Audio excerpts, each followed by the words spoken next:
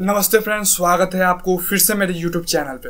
Friends, अभी हम बात करेंगे कि बंगाल में वर्ष 2016 में लगभग 25,000 शिक्षकों की पद पे जो है वो बहाली निकाली गई थी। साथ में स्कूल में कुछ ग्रुप डी के पद पे भी जो है वो बहाली निकाली गई थी। लेकिन परसों बंगाल के हाईकोर्ट का यह जजमेंट आ गया है कि जितने भी शिक्षक जो स्कूल में बहाल हो चुके हैं वो अपने नौकरी पे जा रहे हैं, उनकी नौकरी को जो है वो खत्म किया जा रहा है।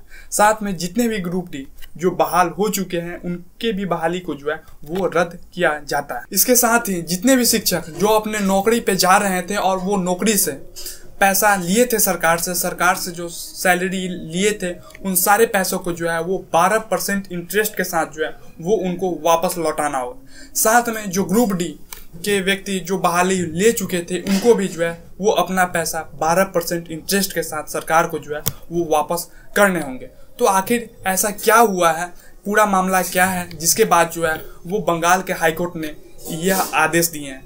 तो आप इस वीडियो में पूरे तरीके से बने रहे। हम आपको इस वीडियो के माध्यम से समझाने का कोशिश करेंगे कि आखिर बंगाल में जो शिक्षक स्कैम हुए हैं, शिक्षक भर्ती स्कैम हुए हैं, वो क्या है। तो आप इस वीडियो में पूरे अंत तक जरूर बने रहे। वर्ष 2016 में बंगाल में क्लास 9 से क्लास 12 तक के लिए जो है वो शिक्षक भर्ती निकाली गई थी और साथ में स्कूल में ग्रुप डी के पद में भी जो है वो बहाली निकाली गई थी। इस बहाली में जो मेन स्कैम हुए हैं वो एग्जाम में ही हुए हैं। जो विद्यार्थी जब एग्जाम देने गए थे तो यह पूरा टीचर स्कैम जो है वो एग्जाम में ही हो गया। बात जो है वो सीबीआई तक गई और सीबीआई जो है वो जांच करने बैठ गई। जब सीबीआई जांच की तो उन्हें यह पता चला कि जो बच्चे OMR सीट पे आंसर लिखे थे, काफ़ी अच्छा जो है वो विद्यार्थी अच्छे से OMR सीट भर करके आए थे, उनका जो है वो मार्क्स बहुत ज़्यादा कम कर दिया गया। और वैसे विद्यार्थी जो OMR सीट पे एकदम गलत आंसर भर करके आए थे, उनका मार्क्स को जो है वो बहुत ज़्यादा अच्छा दिखा दिया गया और उनको जो है वो मेरिट लिस्ट के अंदर कर दिया गया। और साथ में जो विद्यार्थी OMR सीट पे बहुत अच्छे से लिखे थे, सारे प्रश्न को अच्छे से जवाब दिए थे, उनके OMR सीट पे जो है वो काफ़ी कम नंबर कर दिया गया और उनको जो है वो मेरिट लिस्ट से बाहर कर दिया गया। साथ में यह भी देखा गया कि जो विद्यार्थी OMR सीट खाली भी छोड़ करके आए थे, एकदम नल भी लिख करके आए थे, उन्हें भी जो है वो मेरिट लिस्ट के अंदर कर दिया गया।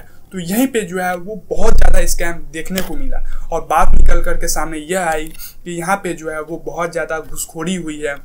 लगभग 100 करोड़ का भी जो है वो घूसखोरी किया गया। घूस के बदौलत जो है वो बहुत सारे छात्र जो मेरिट लिस्ट से बाहर थे उनको भी जो है वो घूस के बदौलत मेरिट लिस्ट के अंदर कर दिया गया। और साथ ही जब सीबीआई की टीम इस टीचर स्कैम की जांच कर रही थी तो उनको यह भी पता चला कि जो ग्रुप डी की बहाली स्कूल में की गई है उसमें भी जो है वो बहुत बड़ा घोटाला किया गया है, स्कैम किया गया हुआ है। सीबीआई की टीम को यह पता चला कि जब वर्ष 2019 में जब ऑथराइज्ड पैनल जिसे रिक्रूटमेंट के लिए बनाया गया था वो एक्सपायर कर गए, उसके बाद भी यानी कि वर्ष 2019 के बाद लगभग 500 स्टूडेंट को, 500 अभ्यर्थी को जो है वो ग्रुप डी में बहाली दिया गया।